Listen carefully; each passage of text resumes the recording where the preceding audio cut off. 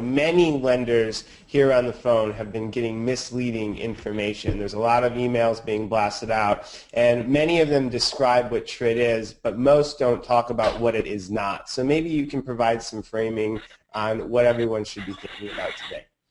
All right, so thanks, guys. So TRID basically is a disclosure rule.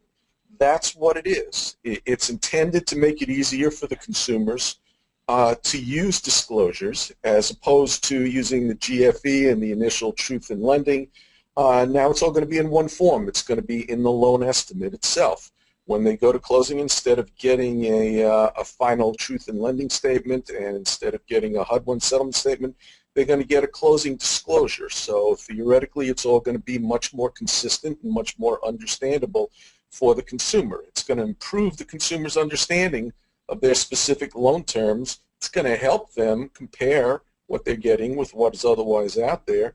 And probably most importantly from the CFPB and the consumer's perspective and from our perspective is it's going to prevent surprises at the closing table. So it's a disclosure rule. That's what it is. It's a rule that basically tells you how you're going to disclose certain information to the consumer from the point of time before you have an application on your hands and all the way through closing itself, and sometimes beyond the closing itself when you still have to make corrections on the closing disclosure. It's not as different as people think. The structure is pretty similar to what we have today. The details and the nuances are a little different. There's a lot more to it. But basically, to a large extent, it integrates, it incorporates, and it clearly defines many of the same types of requirements that actually are in place today. So that's basically what TRID is. It's important. It is a dramatic change because they are different forms that are going to be used.